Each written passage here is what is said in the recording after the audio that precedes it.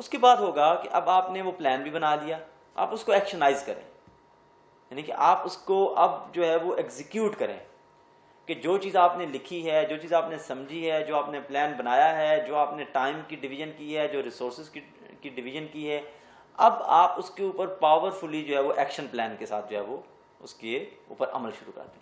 अब जब आप एक्शन प्लान के मुताबिक उसके ऊपर अमल करेंगे तो एक्शन करने में ये होता है कि जो चीज़ आपने लिखी होती है, प्लान की होती है, और जब आप उसको एक्शन की सूरत में लाते हैं तो उसमें थोड़ा सा कुछ प्लस माइनसेस आते हैं।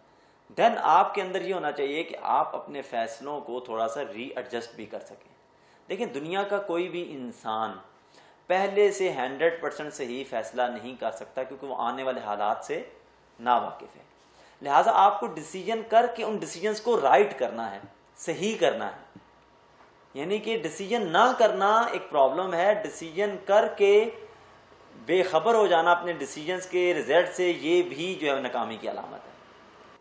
सक्सेस के लिए टाइम फ्रेम के अंदर उसको सही तरह एडजस्ट नहीं कर पाए तो फिर भी आपको कामयाबी नहीं मिलेगी, और आपको एक्स्ट्रा टेंशन का, एंजाइटी का या स्ट्रेस का जो है वो सामना करना पड़ सकता है कि अगर आप अपने उस टाइम फ्रेम के लिहाज से डिज़ाइन नहीं कर पाएंगे।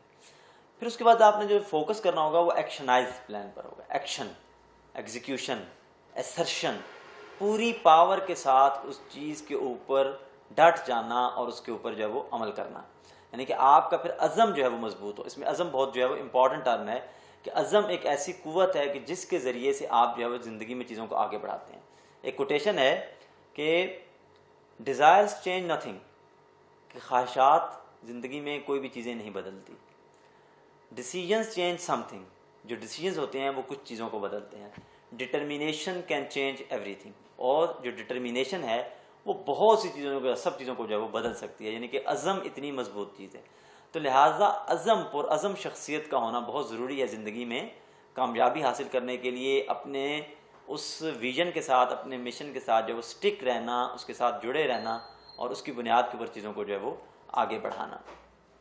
अब जब जो आप एक्शन करेंगे तो अब आपने प्लान के बाद जो एक्शन होगा, चीज़ें जुड़ेंगी, तो ऑटोमेटिकली जब वो ब्रिज बनेगा तो उसमें कुछ आपको प्रॉब्लम्स आएंगी, हर्डल्स आएंगी, कुछ आपको जो है वो कहने के सब्र का मुजाहरा करना पड़ेगा, आपको बर्दाश्त का मुजाहरा करना पड़ेगा, और जो सबसे इम्पॉर्टेंट सिफ्त आपको चाहिए होगी वो एंड्योरेंस की होगी, तहम्मुल की होगी, सब्र की होगी। और सब्र किसको कहा जाता है? सब्र बेसिकली सबूरा के लफ्ज़ से निकला है, ऐसा पत्थर जो साहिल समंदर के किनारे पर होता है। साहिल समंदर पर जो पत्थर होता है उसकी क्या क्वालिटी होती है कि समंदर की लहरें उससे आकर टकराने के बावजूद वो अपनी जगह नहीं बदलता, अपनी पोजीशन नहीं बदलता। तो जब आपने प्लानिंग भी कर ली, आपने विजन भी बना लिया, आपने उसको टाइम फ्रेम में भी एक ले आए, तो अब आपने सब्र का मुजाहरा करना है। अब आपने उसको ज़रा ज़रा सी बात के ऊपर तब्दील नहीं करना, बल्कि अगर कुछ चेंजिंग उसमें लानी भी है तो प्रॉपर वर्किंग करके, प्रॉपर प्लान करके, डॉक्यूमेंटाइज करके उसको आपने जो है वो चेंज करना है। तो लिहाजा आपको जो अगली सिफ्त चाहिए होगी वो सब्र की होगी। देखिए, इसी हवाले से एक और बात में रखें कि इंसान की जो है वो ज़िंदगी में सब्र की इतनी ज़्यादा अहमियत है कि ये वो पावर है कि जिसके बग़ैर आप ज़िंदगी में कभी भी बड़ी कामयाबी या अल-फौज़ुल अज़ीम जो है वो हासिल नहीं कर सकते। तो फौज़ुल अज़ीम हासिल करने के लिए आपको सब्र की जो है इंतहाई शदीद जो है वो ज़रूरत होगी। फिर उसके बाद यह है कि जब आपने चीज़ों को अब एक्शन करना शुरू किया तो अब मेजर द रिजल्ट्स को मेजर करना शुरू करें। यानी कि आप चीज़ें कर रहे हैं, चीज़ें हो रही हैं, और अब आपको जो है वो कुछ रिजल्ट्स आना शुरू होंगे। अब आपके पास ऐसा सिस्टम हो, ऐसी आपकी कहने के प्लानिंग हो कि आप रिजल्ट्स को सही मेजर कर सकें।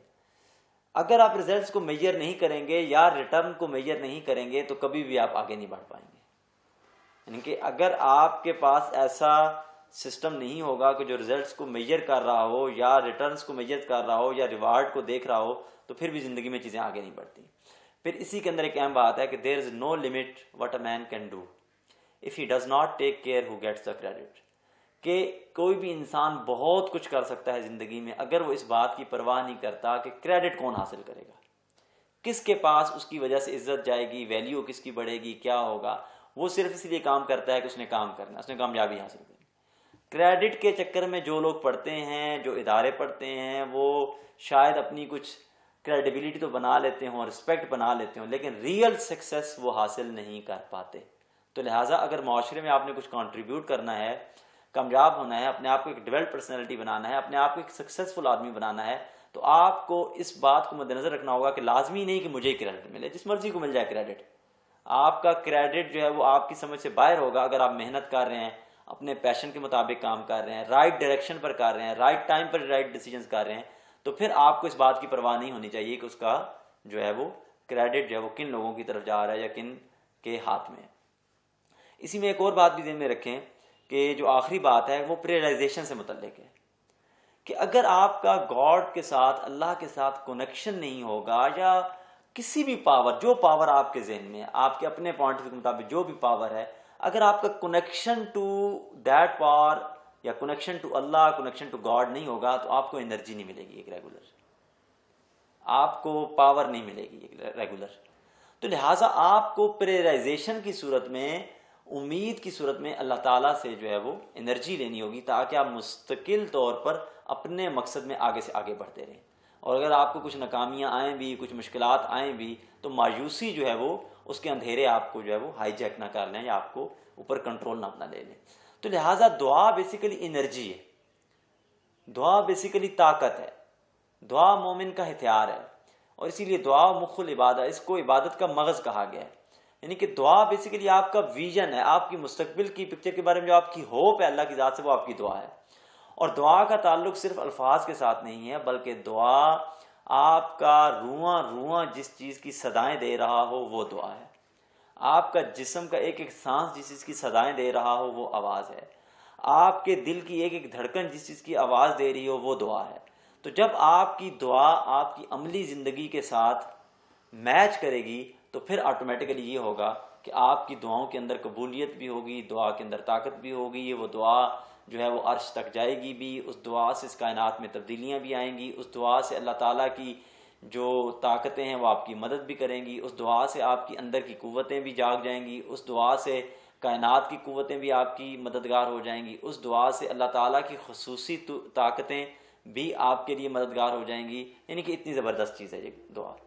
और दुआ के अंदर जो ख़ास बात यह है कि जो हमारा वो तबका कि जो एथियस्ट कहलाता है, वो इसको इसलिए जगह देने पर तैयार नहीं है कि दुआ के अंदर कंसेप्ट है गॉड ऑफ इंटरवेंशन का। यानी कि हम ये बात मानते हैं, इसको तस्लीम करते हैं कि अल्लाह ताला की ज़ात जिस वक्त चाहें इस कायनात के कवानीन को तब्दील कर सकते हैं, इंटरफेयर करके चेंज किया जाए, तो ये गॉड ऑफ इंटरवेंशन कहलाता है। और एक है गॉड ऑफ क्रिएशन। तो लिहाजा बहुत से लोग गॉड ऑफ क्रिएशन तो मानने को तैयार हैं, लेकिन गॉड ऑफ इंटरवेंशन का तस्वुर जो मानने को तैयार नहीं है।